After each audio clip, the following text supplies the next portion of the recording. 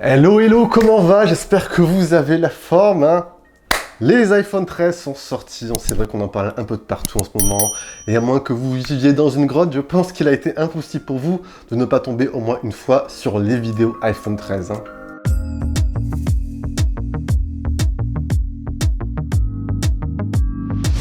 J'ai reçu, la version standard. On va donc se faire aujourd'hui une prise en main déballage express. On se posera aussi quelques questions sur ce dernier. Est-ce que c'est utile ou pas de craquer pour lui selon votre situation? Bon, si je m'intéresse davantage à ce modèle standard, c'est bien pour plusieurs raisons. Première raison, c'est, je pense, à mes yeux, celle qui regroupe, grosso modo, les spécificités, enfin, des spécificités largement suffisantes pour la plupart des consommateurs. À savoir, un écran assez grand pour un bon confort d'utilisation, une autonomie à peu près convenable et une bonne partie vidéo. C'est aussi le modèle qui se vendra sûrement mieux, comme ce fut le cas sur l'iPhone 11 puis l'iPhone 12. Et 3, il y a également le facteur prix à ne pas négliger, par rapport surtout aux versions Pro. En configuration de base 128 Go, il est à 909 contre 1159 pour la version Pro. Donc, si vous comptiez revendre votre ancien smartphone pour craquer éventuellement pour ce modèle, je pense qu'il faudra aussi prendre en compte le prix.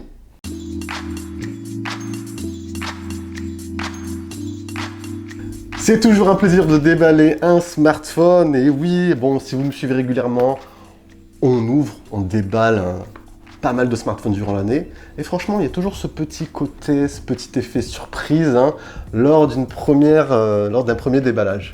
Allez, voyons voir, on va ouvrir tout cela, c'est parti, tac. Ouvre-toi, Sésame, ouvre-toi, le voici, le voilà. Bon, comme vous voyez, j'ai la version bleue, vous avez les écouteurs qui sont obligatoires en France. On va ouvrir le packaging.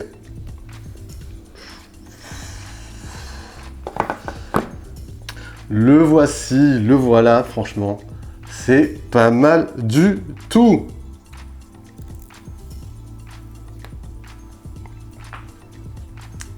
C'est vrai qu'il est beau, franchement, rien à dire. Globalement, esthétiquement, il est plutôt joli. Il y a un point sur lequel on ne peut pas dire le contraire. En faisant un petit tour du proprio, assez surpris, ce sont les finitions. Ça respire clairement la qualité. Les finitions sont vraiment ici exemplaires.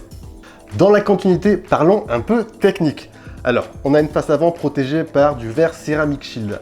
C'est le verre, c'est le niveau de protection le plus élevé chez Apple. C'est à peu près l'équivalent du Victus chez Gorilla Glass. On a ensuite un contour en aluminium. Vous avez un dos en verre. Niveau prise en main, le smartphone, personnellement, je trouve qu'il tient très bien en main. Bon, on a un smartphone quand même en dessous des 200 grammes, 173 pour être plus précis, donc facilement manipulable à une main. Et parallèlement, vous pourrez glisser facilement dans votre poche. Petit point à noter entre parenthèses, le smartphone est un poil plus lourd et plus épais que celui de l'an dernier. Cela est dû à une capacité de batterie légèrement plus grande. Après, il y a juste une subtile différence de 10 grammes par rapport à l'an dernier, donc au niveau de la prise en main, ça sera sensiblement la même. Comme vous l'avez vu, on est sur un coloris ici, coloris bleu. Personnellement, j'adore cette couleur un peu chaleureuse. À savoir que cette année, sur les versions standard et mini, vous avez deux couleurs qui disparaissent, le mauve et le vert, au profit d'un nouveau coloris rose. Vous aurez bien sûr après tous les incontournables, le red, le black ainsi que le blanc. On s'est fait un petit tour express, première prise en main de ce iPhone 13 standard. Alors, qu'est-ce qui évolue par rapport à l'an dernier? Premier point sur la partie visuelle.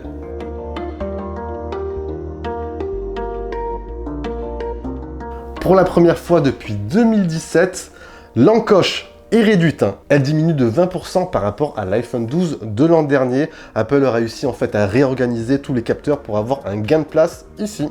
Sur les tranches droite et gauche, on a une légère disposition des boutons qui a évolué aussi.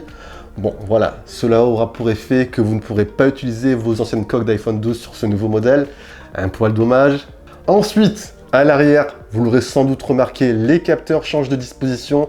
On part d'un alignement vertical sur l'iPhone 12 à un positionnement croisé ici. Pour celles et ceux qui auraient pu penser que cela est juste un changement esthétique, eh bien non, que nini. Il y a bien une évolution technique dessous. Pour rentrer davantage dans les détails techniques, sur la partie photo, on va avoir le capteur principal de l'iPhone 12 Pro Max de l'an dernier. Donc un capteur principal qui va être cette année stabilisé. Donc c'est pour ça qu'il a besoin de plus de place, d'où un positionnement en croisée. Sur la partie photo, on aura également quelques petites nouvelles options. Photograph Styles sont des options qui vous permettront d'aller plus loin dans la personnalisation des rendus de vos photos. Donc ça, c'est idéal pour les réseaux sociaux, hein. Sur la vidéo, on a aussi ce fameux mode cinématique que Apple a tant vanté, qui vous permettra tout simplement de filmer et de jouer en parallèle sur la profondeur de champ. Personnellement, j'ai hâte de vous tester aussi tout cela. Les deux dernières évolutions techniques, elles concernent, la nouvelle puce. C'est la nouvelle puce A15 Bionic, donc davantage de performance sur la partie CPU et graphique.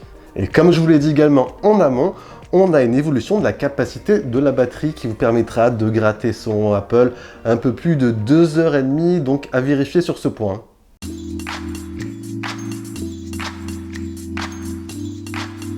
Est-ce que vous devez craquer pour ce modèle standard? Première question qu'on peut se poser, vous êtes possesseur d'un iPhone 12? Personnellement, je vous dirais non. Pourquoi non? Parce que les évolutions techniques ne sont pas assez significatives à mes yeux. Après, à moins que vous soyez hypé entre guillemets par toutes ces nouvelles nouveautés, dans ce cas-là, éventuellement. Si vous êtes possesseur d'une version précédente à l'iPhone 12, iPhone 11, iPhone 10S, iPhone 10, etc., la question peut être davantage débattue, hein. Il y a quand même tout de même pas mal d'évolutions au niveau de l'écran, au niveau également des performances, de la partie photo, vidéo aussi. Donc, selon vos priorités, je vous conseillerais éventuellement de passer à l'iPhone 13. Et si vous êtes sur Android, on peut aussi se poser la question. Si votre budget est limité, je vous conseillerais davantage de passer sur d'autres versions comme le 11, le 10S, voire le 10, qui reste à peu près convenable. Et si le 13 vous charme, on notera également le bon point, comme je vous l'ai dit tout à l'heure, par rapport au 12. En version de base, vous aurez une capacité de stockage doublée. Yeah! Bon, bien évidemment, les amis, on ira davantage en profondeur avec cet iPhone 13 standard lors de mon test, hein. Donc, pour celles et ceux qui ne sont pas encore abonnés, je vous invite à le faire très rapidement. C'est juste en bas, vous activez au passage la petite cloche de notification pour ne rien rater des prochains tests qui arrivent.